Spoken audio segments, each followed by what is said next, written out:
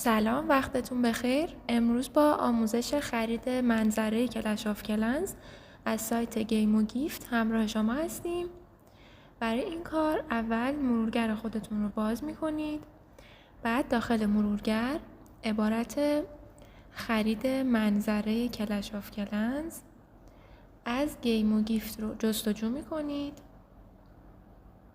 اولین سایت گیم و گیفت هستش که باید روی اون کلیک کنید. اینجا صفحه محصول منظره کلش آف کلنز براتون باز میشه که میتونید جزئیات این بسته رو اینجا مشاهده بکنید. این اطلاعات شامل زمان فعالسازی این بسته و همینطور روش فعالسازی که برای منظره توی سایت گیم و گیفت از طریق سوپرسل آیدی هستش. توی ادامه همین صفحه انواع منظره های کلش آف کلنز برای شما موجود هستش. شما میتونید هر کدوم از این منظره های جذاب که داخل بازیتون موجود هستش رو انتخاب بکنید. برای مثال منظره اسرارآمیز، منظره جنگل حماسی، منظره روز برفی و منظره شبح از پرطرفدارترین منظره ها هستند. شما برای ثبت سفارش هر کدوم از این منظره ها باید روش یک بار کلیک بکنید که یک کادر مشکی رنگ دورش ایجاد بشه. بعد از اون روی گزینه افزودن به سبد خرید کلیک میکنید.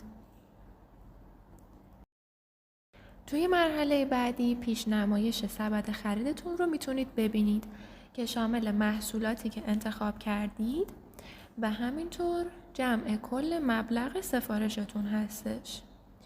برای جزئیات بیشتر باید روی گزینه مشاهده سبد خرید کلیک بکنید.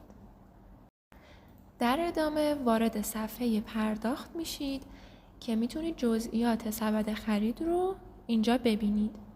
توی این قسمت میتونید یک محصولی رو از سبد خریدتون حذف بکنید. برای مثال اگر منظره کوهستان خوک رو احتیاج ندارید روی ضرب در میزنید و این محصول از سبد خریدتون حذف میشه. همینطور میتونید تعداد یک بسته رو زیاد و یا کمتر بکنید. اگر برای خریدتون به محصول دیگه هم احتیاج داشتید روی گزینه ادامه خرید کلیک میکنید و به همین ترتیب بسته های دیگر رو به سبد خرید اضافه میکنید. در غیر این صورت روی ادامه جهت تصفیه حساب کلیک میکنید. در مرحله بعد داخل صفحه پرداخت باید اطلاعات خواسته شده رو پر کنید. این اطلاعات شامل نام و نام خانوادگی و شماره تماس هستش.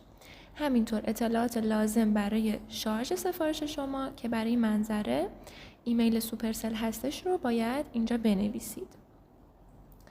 امکان بعدی که سایت گیم و گیفت فراهم کرده گزینه شارژ فوری هستش که با فعال کردن این گزینه سفارش شما در اولویت هر سفارش دیگه‌ای قرار میگیره و در کمترین زمان ممکن به اکانتتون واریز میشه. اگر توضیحات اضافه‌ای لازم هستش که تیم گیم و گیفت برای شارژ اکانت شما بدونه توی این قسمت یادداشت میکنید.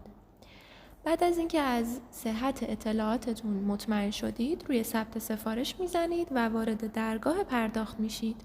ممنون از اینکه این آموزش رو تا آخر نگاه کردید.